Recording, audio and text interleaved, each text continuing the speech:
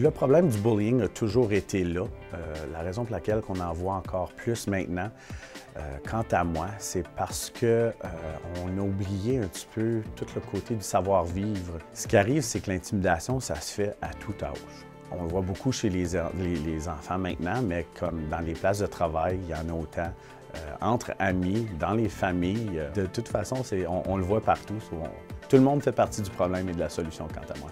Bien, tout a commencé avec un projet du gouvernement de l'Ontario qui est Exprime-toi. Le projet, c'est le gouvernement donne des subventions pour justement monter un projet dans ton école. Puis le directeur m'a approché puis il m'a dit, étant donné que je suis super impliquée au niveau de la pédagogie culturelle, la francophonie, au niveau de l'école, puis je m'occupe aussi du gouvernement des élèves, il m'a demandé si j'avais une idée de projet. Puis entre-temps, j'ai discuté justement avec mon ami Jason Normandy, qui est animateur culturel dans le nord de l'Ontario.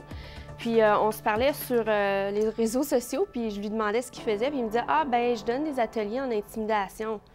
Donc là, ça a comme piqué ma curiosité. Il y a 3 ans, moi, j'ai été victime pas mal d'intimidation plus jeune, et en travaillant dans les écoles, j'ai vu que de plus en plus, c'était un problème. Et je regardais à la télévision, j'ai vu qu'il y avait un programme aux États-Unis qui s'appelait Challenge Day, puis qui était très bien, puis avait l'air d'avoir des super retombées. Donc j'ai dit, peut-être qu'on pourrait faire quelque chose en français, en Ontario ou un petit peu partout, qui avait rapport avec ça. C'est des ateliers intensifs d'une journée complète. Les élèves ont la chance, il y a 100 élèves à chaque journée, puis ils vivent directement des situations d'intimidation, des partages, des expériences de vie. C'est vraiment une expérience enrichissante. Quant à moi, c'est un retour aux émotions. Donc vraiment, c'est ça qui est le but. Afin qu'on se réveille par rapport aux émotions des autres, puis quel effet qu'on a nos actions sur les autres. J'ai été vraiment impressionnée des élèves parce que tu peux entrer dans le gymnase puis tu peux entendre une mouche voler. Je m'attendais pas à ça, on m'avait dit « Oh mon Dieu, t'es certaine, tu veux faire ça, ça va être le chaos total, 100 élèves dans un gymnase ». Mais non, c'était vraiment, les élèves, ils s'impliquent, ils partagent. C'est sûr qu'au début, c'est gênant. Il y a des activités brise-glace, les élèves ne sont pas certains. Mais par la fin de la journée, là, tout le monde a dit quelque chose. À la fin de la journée, les jeunes se donnent des caresses, sont contents, ils se félicitent. L'activité de l'intervention en intimidation « Je suis qui je suis » commence au matin avec des jeux brise-glace où on les met dans un contexte qui n'ont pas l'habitude d'être. Donc, je vais avoir un jeu où je vais les un petit peu forcer à jaser ensemble. Je suis un improvisateur de nature, donc ça fait plusieurs années que je fais ça. J'essaie de mettre de la comédie au travers de ça parce qu'en riant, souvent, on laisse tomber un peu les masques, puis les barrières, les murs qu'on a. Puis au travers de tout ça, bien, je vais les faire parler parce que moi, je vais les voir par après, puis ils parlent avec un partenaire, puis je leur demande qu'est-ce que leur partenaire a dit. Donc, ça les force à écouter aussi. Ce qui se dit dans ton cercle est censé de rester dans ton cercle. Puis avec tout ce que Jason va dire durant la journée, les élèves qui vont aller partager ce qui s'est dit finalement, c'est vraiment un énorme manque de respect. Puis je pense qu'ils le savent, puis ils comprennent. Ils ont compris là, à la fin de la journée qu'on fait ça pour les aider, puis ils ont une part de responsabilité là-dedans. Puis je fais une petite activité choc pour leur faire sentir ce que quelqu'un qui se fait intimider ressent.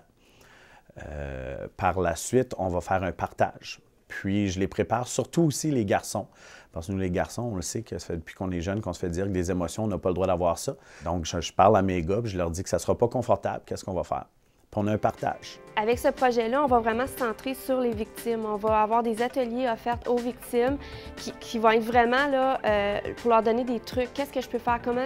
Qui je peux aller voir? Puis même aux parents, on a fait un formulaire pour les parents qui dit OK, si votre enfant est victime, est témoin d'une intimidation, qu'est-ce que vous devez faire? À qui vous devez parler? Je pense que c'est de leur laisser la chance de parler, puis de leur dire, puis qu'ils doivent parler, puis qu'ils sont aussi responsables. Je pense que c'est en ouvrant les portes comme ça qu'on va avoir plus de gens qui vont justement là, dénoncer ça puis qui vont se sentir confortables puis de se dire qu'il y a quelqu'un qui va les écouter aussi. Là. On va faire des partages de groupe où ils vont s'asseoir avec quelqu'un qu'ils ne connaissent pas. Puis ils vont jaser, faire des entrevues avec cette personne-là. Puis par la suite, ils reviennent puis ils présentent cette personne-là au groupe sans savoir que c'était pour se passer. Puis, pour une fois, il y a quelqu'un qui est assis avec eux autres, qui jase d'eux autres, mais en bien. Avec le petit projet Exprime-toi, ça déboule en un gros projet qu'on voudrait même partager avec les autres écoles secondaires de notre conseil éventuellement. Donc, si ça peut se faire, je vais me dire, bon, mission accomplie, je suis contente, au moins j'ai fait quelque chose. Les parents, ils ont-ils vraiment pris le temps de demander à leur enfant, puis comment c'est allé aujourd'hui? Est-ce qu'ils ont cette relation-là où l'enfant se sent écouté par ses parents?